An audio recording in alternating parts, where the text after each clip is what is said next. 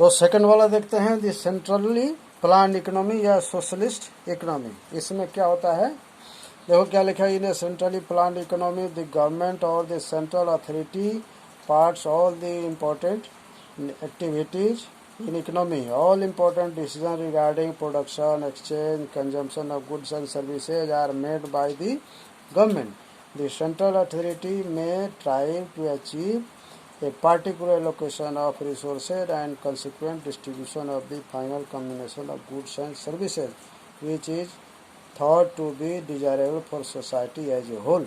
For example, if it is found that a good or service which is very important for the prosperity or well-being of the economy as a whole, education, health service is not proceed in adequate amount of individual on their own. The government might try to induce the individual to produce. तो ये centrally plan economy China और रसिया में है, तो यहाँ पर government ये सब काम करती है, क्या प्रोड्यूस करना है, कितना प्रोड्यूस करना है, उसको कैसे डिस्ट्रीब्यूट करना है ना, ये सब डिसीजन। पहले वाला फ्री इकोनॉमी जो है मार्केट इकोनॉमी, उसमें ऐसा नहीं है, वहाँ पर सब लोग फ्री अपना काम करते हैं, इंडिविजुअल प्राइवेट लोग सब काम करते हैं, ठीक है। लेकिन सोशली प्लान इकोनॉमी में गवर्नमेंट सारा डिसीजन लेती है, गवर्नमेंट ये सब दुकान में क्या सामान बिकेगा नहीं बिकेगा वो गवर्नमेंट डिसाइड करेगी, सोसाइटी प्लानिंग कमीशन होता है वो डिसाइड करता है, ठीक है। इसके बाद थर्ड वाला देखते हैं, मिक्स्ड इकोनॉमी। मिक्स्ड इकोनॉमी क्या है, देखो प्राइवेट इकोनॉमी जो है, जो फ्री इकोनॉमी जो फर्स्ट वाला है उसमें भी सब लोग अपना इंटरेस्ट के लिए काम करते हैं, पब्लिक का वेलफेयर नहीं होता है उसमें। और जो सेंट्रली प्लान्ड है सोशलिस्ट इकोनॉमी, उसमें गवर्नमेंट पब्लिक का वेलफेयर देखती है, ठीक है, लेकिन पब्लिक का फ्रीडम नहीं है। तो पहले वाला फर्स्ट दोनों जो इकोनॉमी है उसमें अपना अपना डिमेरिट है, अपना अपना उसका ये ड्रॉबैक है, ठीक है। तो उस दोनों को ये डिमेरिट को है उसको ख़त्म करने के लिए दोनों को ज्वाइन करके एक इकोनॉमी को बनाया गया, उसको बोलते हैं मिक्स्ड इकोनॉमी। यहाँ पर गवर्नमेंट भी काम करती है और प्राइवेट लोग भी रहते हैं, प्राइवेट लोगों का फ्रीडम भी रहता है और गवर्नमेंट भी किसी को ऐसे सोसाइटी के अगेंस्ट में जाने नहीं देती है। कोई भी काम ऐसा नहीं सोसाइटी में कोई जहर बिक्री करेगा और सोसाइटी के लिए हार्मफुल हो जाएगा, ऐसा नहीं। देखो गवर्नमेंट दारू शराब की दुकान पर रोक लगा देती है, किस लिए कि सोसाइटी के लिए अच्छा नहीं है, सोसाइटी वेलफेयर के लिए अच्छा नहीं है। तो इसमें क्या है, all economic is are mixed economy where some important decision are taken by the government and the economic activities are by and large conducted through the market. तो यहाँ गवर्नमेंट भी कार्य करती है और मार्केट का फोर्स भी, डिमांड एंड सप्लाई भी आता है।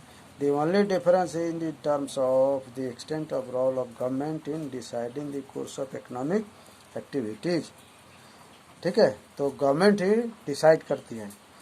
In the United States of America USA the role of government is minimal. Minimal का मतलब गवर्नमेंट वहाँ बिल्कुल कुछ नहीं करती है, नाम के लिए है, बदमाशी नहीं करे, चोरी किसी को मर्डर नहीं करे, इसको ही कंट्रोल करती है। बिजनेस में कुछ इंटरफेयर नहीं करती है, कोई क्या बेचेगा नहीं बेचेगा इसका गवर्नमेंट इंटरफेयर नहीं करेगी, ठीक है। रसिया में इसका उल्टा है, रसिया में गवर्नमेंट की जो कहेगी उसके हिसाब से चलना पड़ेगा। हाँ, चाइना तो मालूम है, चाइना में सब लोग गवर्नमेंट को मानता है, गवर्नमेंट के बिना गवर्नमेंट का ऑर्डर कुछ नहीं हो सकता है। लेकिन इंडिया में दोनों का मिक्सचर है ना। हमारा प्राइवेट लोग जो मर्जी सोसाइटी के वेलफेयर के लिए प्रोडक्शन का काम करो, बिजनेस करो, और गवर्नमेंट भी जरूरत होगा तो भी बिजनेस करेगी, है ना। तो ये हो गया हमारा 3 types of economy. Next topic रहेगा हमारा पॉजिटिव एंड नॉर्मेटिव या welfare economics. Positive economics and normative या वेलफेयर इकोनॉमिक्स, ठीक है। तो इसके बारे में हम लोग देखते हैं।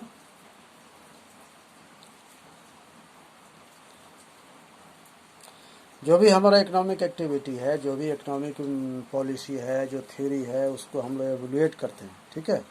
तो उसको पॉजिटिव के बेस पर और नॉर्मेटिव के बेस पर, है ना, एक थ्योरी के लिए और एक प्रैक्टिकल के लिए, ठीक है, उसको हम लोग असेसमेंट करते हैं। तो देखो यहाँ लिखा हुआ है नंबर 1 में, in in positive economic analysis we study how the different mechanism functions, है ना, यानी डिफरेंट डिफरेंट जो लॉ है वो किस तरह से काम करते हैं, ठीक है। जैसे सपोज कर लो, जो ये हम लोग स्टडी करते हैं कि किसी चीज़ का डिमांड बढ़ गया, है ना, तो डिमांड बढ़ गया तो सप्लाई पर क्या रिजल्ट आएगा इसके बारे में होगा। डिमांड बढ़ गया तो प्राइस पर क्या रिजल्ट आएगा इसके बारे में पढ़ेंगे, है ना। और रिजल्ट अच्छा होगा खराब होगा ये कम मतलब नहीं है ना। इसी तरह से किसी सामान का प्राइस बढ़ गया तो लोगों के डिमांड पर क्या रिजल्ट आएगा, है ना, वो अच्छा रिजल्ट होगा बुरा होगा इसका मतलब ज़रूरत नहीं है। इसी तरह से सप्लाई बढ़ गया तो उसका क्या इकोनॉमी में रिजल्ट आएगा, लोगों के डिमांड पर क्या होगा, है ना, या सप्लाई जो किया है उस पर क्या रिजल्ट आएगा, उसका क्या इफेक्ट आएगा, ठीक है। तो यही करना है, ठीक है। तो इसके सिवा और इसमें कुछ नहीं पढ़ते हैं। कैसे काम करता है यही है, इसमें अच्छा है बुरा है, हमारे लिए अच्छा है सोसाइटी अच्छा है, इसके बारे में कुछ उसमें स्टडी नहीं करते हैं। तो पॉजिटिव इकोनॉमिक्स में जो मैकेनिज्म है, जो लॉ है, कैसे फंक्शन करता है, कैसे काम करता है, इसी के बारे में पढ़ते हैं। इसका अपोजिट है नॉर्मेटिव इकोनॉमिक एनालिसिस, ठीक है। तो नॉर्मेटिव इकोनॉमिक एनालिसिस में क्या हम लोग पढ़ते हैं कि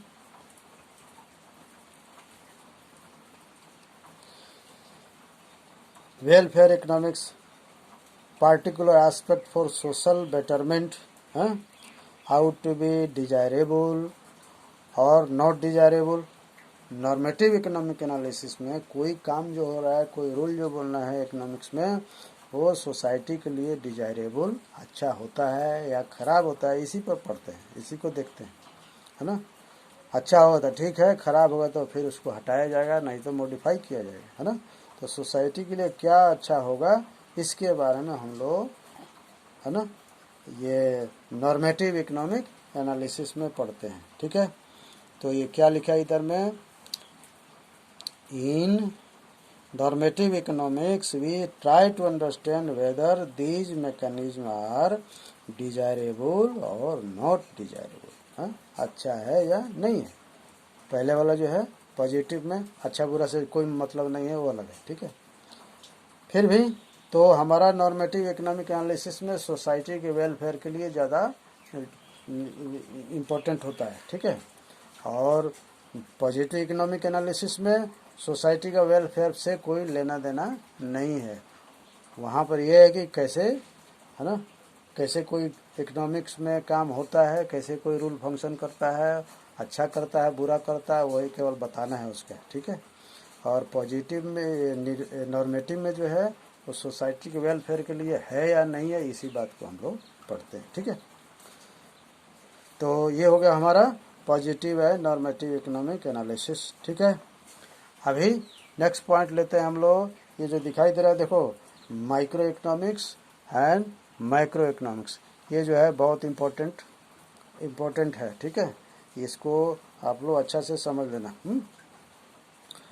तो माइक्रो इकोनॉमिक्स और माइक्रो इकोनॉमिक्स, अभी तो आपका जो किताब है इसका नाम है माइक्रो इकोनॉमिक्स, और इसमें जो जो चैप्टर है वो माइक्रो इकोनॉमिक्स का चैप्टर है। ये माइक्रो इकोनॉमिक्स जो है ये 12 में आप लोग पढ़ेंगे, है ना, तो उसका चैप्टर अलग है। तो ये क्या है, माइक्रो और मैक्रो का क्या डिफरेंस है, आपको हम थोड़ा सा इधर दिखा रहे हैं।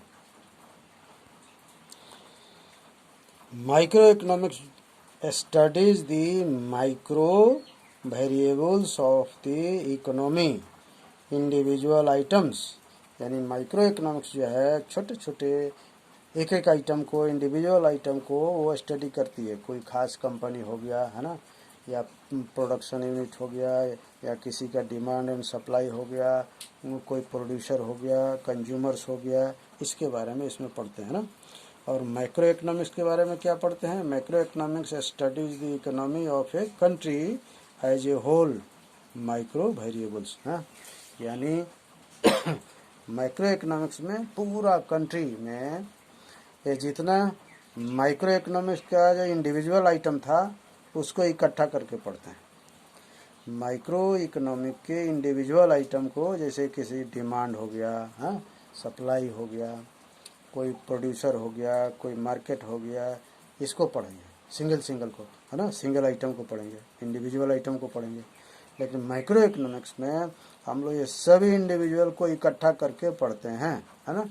एग्जाम्पल ये कोई प्राइस हो गया, किसी चीज़ का प्राइस हो गया तो वो पढ़ेंगे माइक्रो में, एक आइटम का प्राइस।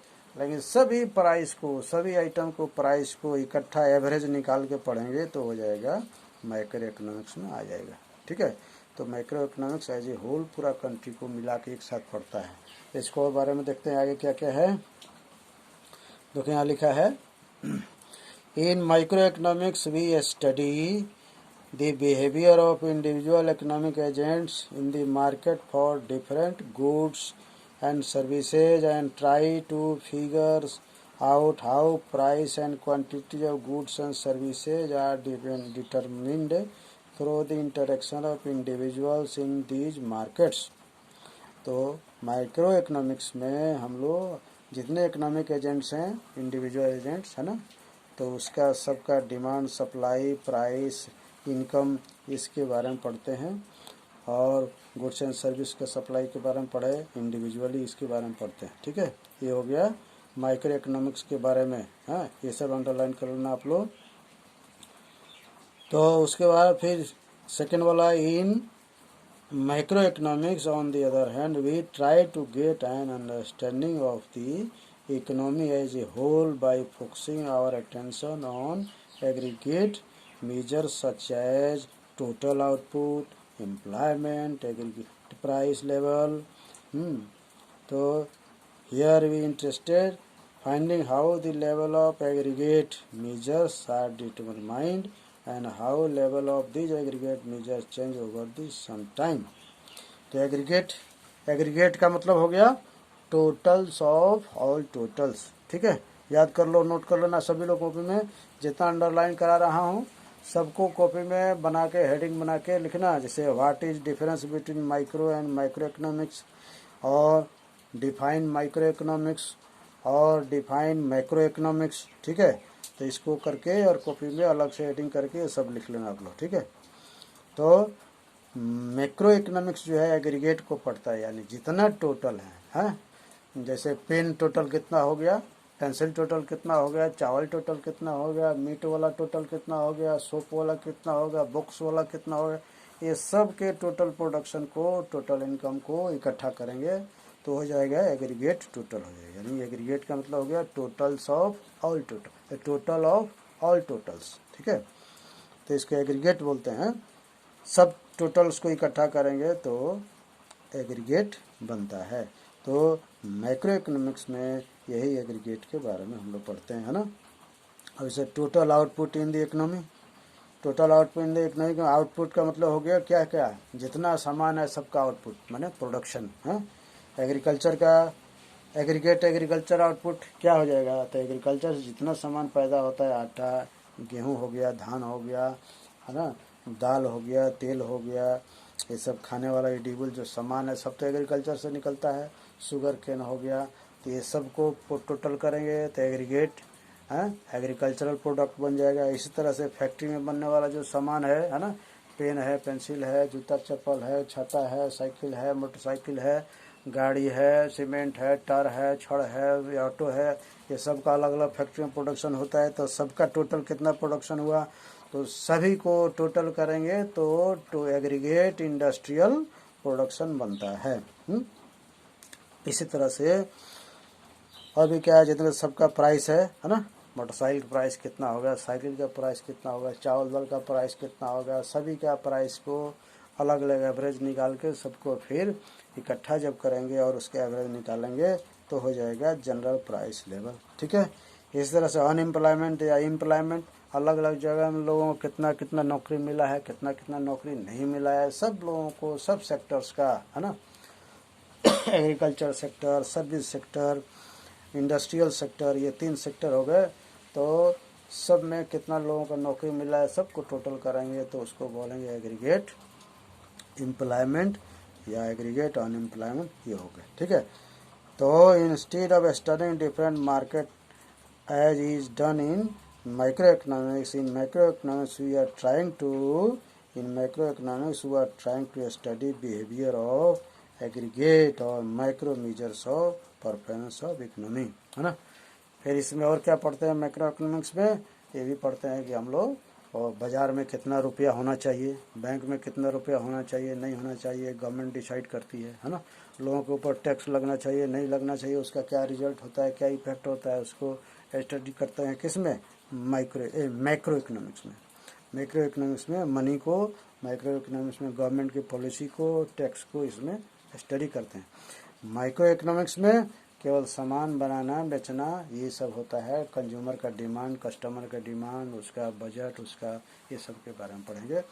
तो जो जो टॉपिक इस किताब में आपका है, जो जो चैप्टर है, वो सब माइक्रो इकोनॉमिक्स का टॉपिक है और यही इसका सब्जेक्ट मैटर है। इस किताब में जितना चैप्टर है और चैप्टर के अंदर में जो जो पॉइंट है ना, तो ये सब माइक्रो इकोनॉमिक्स का सब्जेक्ट मैटर हो गया, ठीक है।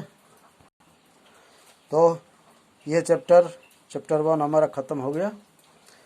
तो इसमें जो हम लोग अभी कुछ पॉइंट पढ़े, यहाँ इंपॉर्टेंट पॉइंट की कंसेप्ट में दिया हुआ है, जैसे consumption, production, exchange, scarcity, production possibility, opportunity cost, market economy, centrally planned economy, mixed economy, positive analysis, normative analysis, micro economics इसके बारे में पढ़े और भी बहुत सब पॉइंट पढ़े, इसको ध्यान देना है। और इसका कुछ क्वेश्चन है उसको देख लेते हैं। जैसे एक्सरसाइज में क्वेश्चन नंबर 1 है, ठीक है। तो क्या बोल रहा है,